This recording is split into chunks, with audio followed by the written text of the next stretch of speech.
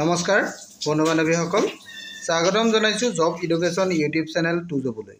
বন্ধু বান্ধৱীসকল, মই ভাৰত তথা অসমৰ বিভিন্ন চৰকাৰী বেচৰকাৰী চাকৰি বিজ্ঞাপন লৈ আপোনালোকৰ ওচৰলৈ আহোঁ। আজিও ঠিক তেনেধৰণে ভাৰত চৰকাৰৰ অধীনৰ SSC অৰ্থাৎ ষ্টাফ চিলেকশ্যন কমিশ্যনৰ এটা বিশেষ বিজ্ঞাপন লৈ আপোনালোকৰ ওচৰলৈ আহিছোঁ। এই বিজ্ঞাপনটো বিভিন্ন পদৰ কাৰণে আহিছে। ইয়াতে মুঠ পদ কিমান আছে, শিক্ষাগত অৰ্হতা কিমান লাগিব, আৰু কেতিয়াৰ পৰা অনলাইন আবেদন চলিব, কেতিয়ালৈকে চলিব, আৰু এপ্লিকেশ্যন ফিজ কিমান দিব লাগিব, এই সবিশেষ জানিবৰ কাৰণে আপোনালোকে ভিডিঅ'টো শেষলৈকে চাব। আহক আমি আজিৰ এই ভিডিঅ'টো আৰম্ভ কৰোঁ। নমস্কাৰ বন্ধু বান্ধৱীসকল, আজি মই আপোনালোকলৈ যিটো বিজ্ঞাপন লৈ আহিছোঁ, বিজ্ঞাপনটো আপোনালোকে নিশ্চয় দেখা পাইছে। SSC ফালৰ পৰা বিজ্ঞাপনটো আহিছে। ইয়াতে গ্ৰেড C আৰু গ্ৰেড D পদৰ কাৰণে বিজ্ঞাপনটো প্ৰকাশ কৰিছে, আৰু এই পদটোৰ কাৰণে আপোনালোকৰ যিটো অনলাইন এপ্লিকেশ্যনটো 6 জুনৰ পৰা আৰম্ভ হৈছে আৰু 26 জুনলৈকে ইয়াৰ অনলাইন আবেদন চলিব। আৰু ইয়াৰ কাৰণে আপোনালোকে 26 জুনৰ আগতে অনলাইন আবেদনটো কৰিব লাগিব। আৰু ইয়াৰ যিটো ফিজ, এপ্লিকেশ্যন ফিজ, এই ফিজটো আপোনালোকে 27 জুনৰ ভিতৰত পে'মেণ্ট কৰিব লাগিব। আৰু ইয়াৰ পিছত আপোনালোকে অনলাইন আবেদন কৰাৰ পাছত যদি আপোনালোকৰ কিবা কাৰণত কিবা ভুল হয়, তেতিয়াহ'লে আপোনালোকে 1 জুলাই আৰু 2 জুলাইৰ ভিতৰত আপোনালোকে কাৰেকশ্যন কৰিবলৈ টাইম পাব।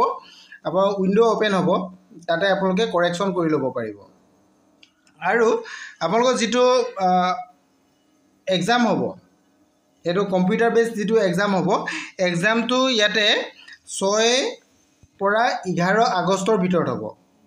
2025 6 পৰা 11 আগষ্টৰ ভিতৰত আপোনালোকৰ এই কম্পিউটাৰ বেছড এক্সামটো চলিব। আৰু ইয়াৰ কাৰণে যদি আপোনালোকে কিবা সহায় ল'ব বিচাৰে, তেতিয়াহ'লে আপোনালোকৰ হেল্পলাইন নাম্বাৰ ইয়াতে দিয়া আছে। এই হেল্পলাইন নাম্বাৰত আপোনালোকে সহায় ল'ব পাৰিব। আৰু আমি এতিয়া আহোঁ পদসমূহ কি আছে, কিমানটা পদ আছে এইখিনি বিষয়ে জানিবলৈ। এতিয়া আপোনালোকে চাওক, মুঠ ভেকেঞ্চি হৈছে 261টা। টোটেল ভেকেঞ্চি হৈছে 261টা। আপোনালোকে আবেদন কৰিবলৈ হ'লে ইয়াতে গ'লেই হ'ল। এইটো যিটো SSCৰ অফিচিয়েল ৱেবছাইট আছে, দেখিছে নিশ্চয় আপোনালোকে, ইয়াতে আপোনালোকে যাব, তাতে গৈ আবেদনটো কৰি ল'ব পাৰিব। এতিয়া আমি আহোঁ এই পদসমূহৰ কাৰণে আপোনালোকৰ প্ৰয়োজনীয় যিখিনি এছেঞ্চিয়েল আপোনালোকৰ কোৱালিফিকেশ্যনটো জনাৰ আগতে আপোনালোকে নেশ্যনেলিটিটো জানিব লাগিব। আপোনালোকে মাষ্ট বি ইণ্ডিয়ান চিটিজেন হ'ব লাগিব, বা নেপাল হ'ব লাগিব, বা ভূটান হ'ব লাগিব। যদি আপোনালোকৰ এইকেইটা কাণ্ট্ৰি যদি আপোনালোকে মেম্বাৰ হয়, তেনেহ'লে আপোনালোকে এই পদৰ কাৰণে আবেদন কৰিব পাৰিব। মই বিশেষকৈ আমাৰ ইণ্ডিয়াৰ কেণ্ডিডেটসকলৰ কাৰণে উল্লেখ কৰি কৈছোঁ যে ইণ্ডিয়ান গভৰ্ণমেণ্টৰ হ'লে আপোনালোকে আবেদন কৰিব পাৰিব। এতিয়া আমি আহোঁ বয়সৰ কথালৈ। বয়সটো আপোনালোকৰ 1/8/2025লৈকে ধৰা হ'ব। 1/8/2025লৈকে ধৰা হ'ব। ইয়াতে ৰিলেক্সেশ্যন থাকিব আপোনালোকৰ। মেইনলি আপোনালোকৰ বয়সটো ইয়াতে উল্লেখ কৰা হৈছে যে যিসকল গ্ৰেড C পদৰ কাৰণে আবেদন কৰিব, তেওঁলোকৰ 18 পৰা 30 বছৰ ভিতৰত দিয়া হৈছে। 18 পৰা 30 বছৰ অৰ্থাৎ তেওঁলোকৰ মানে যিটো জন্ম 2/8/1995 পৰা 1/8/2007 ভিতৰত হ'ব লাগিব। আৰু গ্ৰেড D যিখিনি কাৰণে পদৰ কাৰণে আপোনালোকে আবেদন কৰিছে, সেইখিনি 18 পৰা 27 বছৰ দিয়া হৈছে। ইয়াৰ কাৰণে আপোনালোকে 2/8/1998 পৰা 1/8/2007 ভিতৰত জন্ম হোৱা হ'ব লাগিব। যদি আপোনাৰ এইকেইটা এজৰ ভিতৰত পৰে, তেনেহ'লে আপুনি আবেদন কৰিব পাৰিব। ইয়াতে ৰিলেক্সেশ্যন পাব। SC ST সকলে 5 বছৰ ইয়াতে উল্লেখ আছে, এইটো চাই ল'ব আপোনালোকে। SC আৰু ST সকলে 5 বছৰ পাব। OBC সকলে 3 বছৰ পাব। PWBD কেণ্ডিডেটসকলে 10 বছৰ পাব। PWBD OBC সকলে 13 বছৰ পাব। PWBD SC ST সকলে 15 বছৰ পাব। এক্স ছাৰ্ভিচমেন সকলেও ঠিক তেনেধৰণে ৰিলেক্সেশ্যন পাব 3 বছৰ।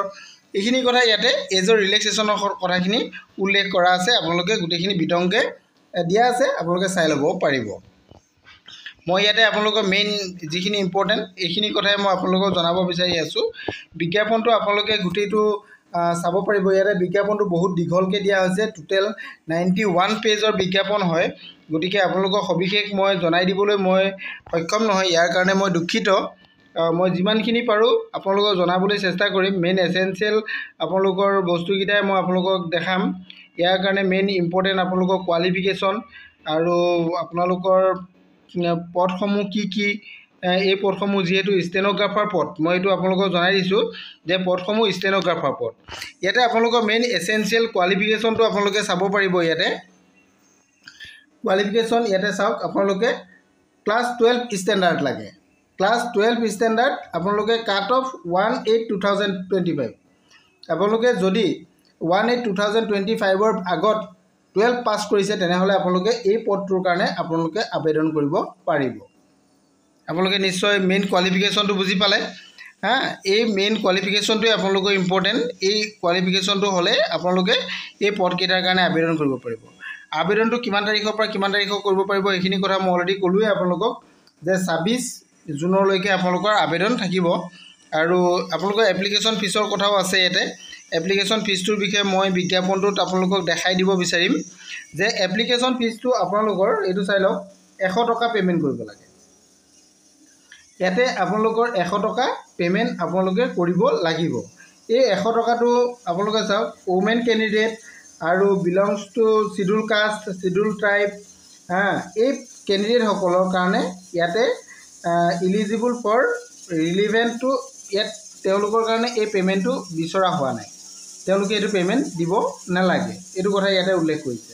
আৰু যিসকলে পে'মেণ্ট কৰিব, পে'মেণ্টটো আপোনালোকে UPI সহায়ত কৰিব পাৰিব বা নেট বেংকিং সহায়তো আপোনালোকে কৰিব পাৰিব বা ভিছা কাৰ্ডৰ সহায়ত, ডেবিট কাৰ্ড বা ক্ৰেডিট কাৰ্ডৰ সহায়তো আপোনালোকে কৰিব পাৰিব। এই পে'মেণ্টটো আপোনালোকে 27 জুনৰ ভিতৰত কিন্তু পে'মেণ্ট কৰিব লাগিব। এইখিনি কথা আপোনালোকে জানিলে। আৰু সবিশেষ জানিবলৈ হ'লে আপোনালোকে ইয়াৰ অফিচিয়েল ৱেবছাইটত গৈ বিজ্ঞাপনটো ডাউনলোড কৰি ল'ব, সবিশেষ আপোনালোকে জানি ল'ব পাৰিব। আজিলৈ মানে থেংক ইউ।